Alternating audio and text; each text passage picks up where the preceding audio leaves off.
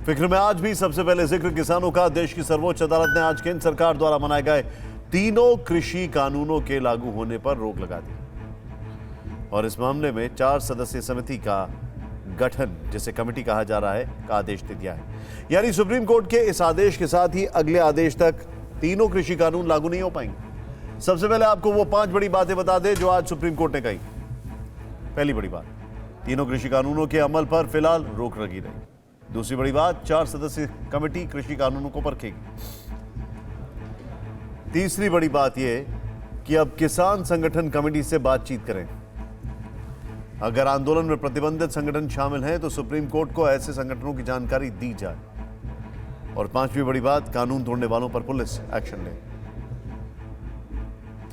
अब आपको कृषि कानून पर गतिरोध दूर करने के लिए जो कमेटी बनाई गई है उनके सदस्यों के बारे में बता देते हैं। इस समिति में भारतीय किसान यूनियन के प्रेसिडेंट भूपेंद्र मान सिंह मौजूद हैं, डॉक्टर प्रमोद कुमार जोशी जो international food policy research institute के निदेशक हैं। तीसरे मेंबर हैं अशोक गुलाटी जो कृषि अर्थशास्त्री हैं और कमेटी के चौथे सदस्य अनिल घनवत जो महाराष्ट्र के शेतकारी संगठन से हैं। लेकिन सुप्रीम कोर्ट के आदेश के बावजूद किसान अभी भी आंदोलन छोड़ने को तैयार नहीं है। प्रदर्शनकारी किसान संगठन अभी भी कृषि कानून वापसी की मांग पर अड़े हुए हैं। देखो, कोर्ट का तो धन्यवाद है कि उसने संज्ञान लिया किसानों को, लेकिन जो कमेटी बनी वो किसान के पक्ष की नहीं है। मांग क्या है आपकी, आखिरी मांग? क्योंकि अभी अमल पर रोक लगाई गई तो वापसी नहीं होंगे तो घर वापसी नहीं होगी। ये कान खोलकर सरकार सुन ले, जितना जल्दी सुधर जाएगी उतना जल्दी काम हो जाएगा। कुल मिलाकर के जो सरकार ने अभी फिलहाल रोक लगाई है, इसमें जो कमेटी बनाई है, आप इस कमेटी को अस्वीकार करते हैं? हाँ, अस्वीकार।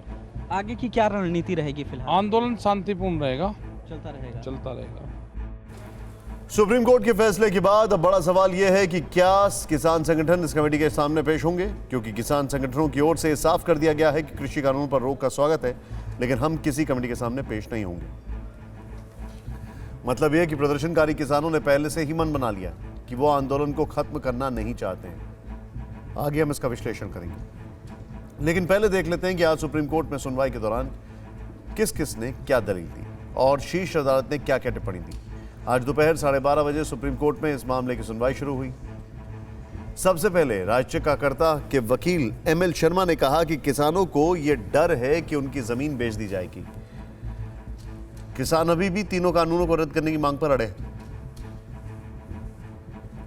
इस पर चीफ जस्टिस ने कहा, कौन कह रहा है कि जमीनें बेच दी जाएगी? इसके जवाब में एमएल शर्मा ने कहा कि अगर एक बार किसान कॉर्पोरेट हाउस से समझौता करता है तो उसे शर्तों के मुताबिक फसल उगाना होगा, नहीं तो हर्जाना देना होगा। एमएल शर्मा ने यह भी कहा कि किसान कमेटी के सामने पेश नहीं होना चाहते हैं। इस पर chief justice S A Bobde ने कहा, यह किसने कहा कि जमीन बिक जाएगी?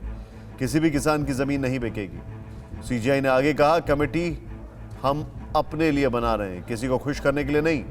कमेटी हमें रिपोर्ट देगी, कमेटी के सामने कोई भी जा सकता है। मुख्य न्यायाधीश एस ए बोबडे ने किसानों के वकील से कहा, अगर किसान समस्या का समाधान चाहते हैं तो हम ये नहीं सुनना चाहते हैं कि किसान कमेटी के समक्ष पेश नहीं होंगे। सुनवाई के दौरान वकील एमएल शर्मा ने कहा, पीएम मोदी अब तक किसानों से बात करने आगे नहीं आए। इस पर सॉलिसिटर जनरल ने कहा कि कृषि मंत्री और सरकार के सीनियर मंत्री किसानों से 8 दौर की बातचीत में शामिल हो चुके हैं। इसके बाद चीफ जस्टिस ने अटॉर्नी जनरल से कहा, कमेटी इस मामले में जुडिशियल केस का हिस्सा होगी। हम हल निकालने के लिए ही कमेटी बनाने जा रहे हैं।